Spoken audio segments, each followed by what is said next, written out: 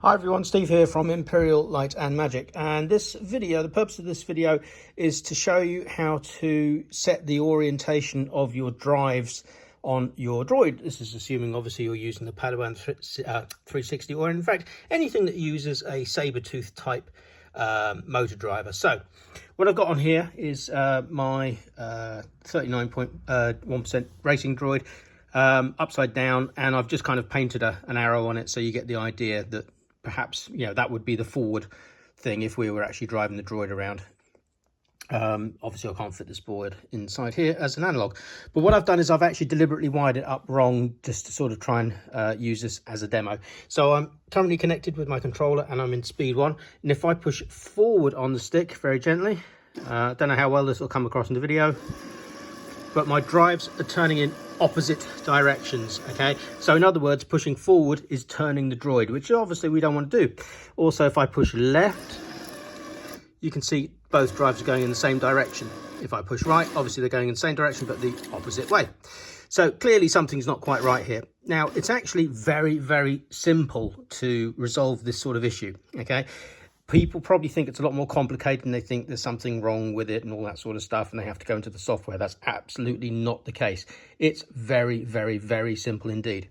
All you have to do is basically think about each motor on your droid individually. Okay, you can actually completely disconnect the other motor, but just deal with each one on its own. Oh, getting a quick CAT scan, sorry about this. So what we're going to do, just for the sake of this, is we're actually going to disconnect one of the motors. Now, notice I've not even referred to the left motor or right motor, because depending on the,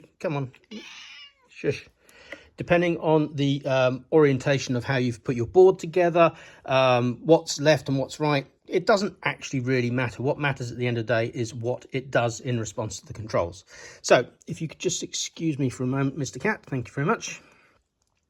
So now, what I want to do, what I want to occur, is when I push forward, this motor goes forwards as if the droid is driving that way. And when I want to turn right, I want this motor to drive forwards, so it kind of rotates the droid in this way, and this one obviously would be going backwards. So let's see what it's doing at the moment. So I'm going to push forward.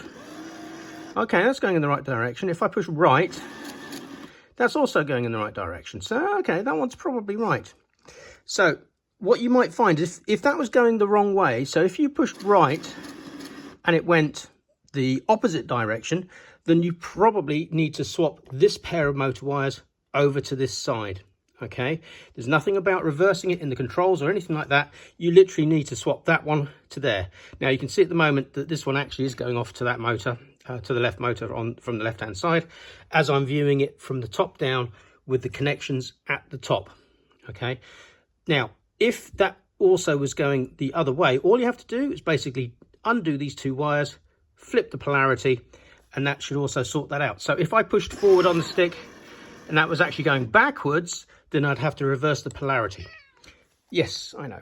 So basically the trick to it is think of each motor completely individually. Okay, do them one at a time. Disconnect if you need to, and do it that way, but just think of each motor on its own.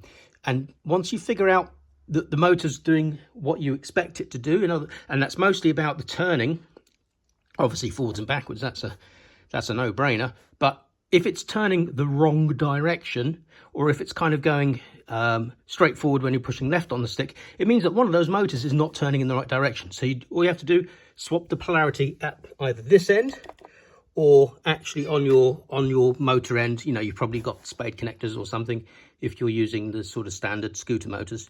Anyway, that's it. Hope that helps you. And if you've got any questions, obviously do leave comments under this video and I'll try to help you out as best I can. Thanks. Bye.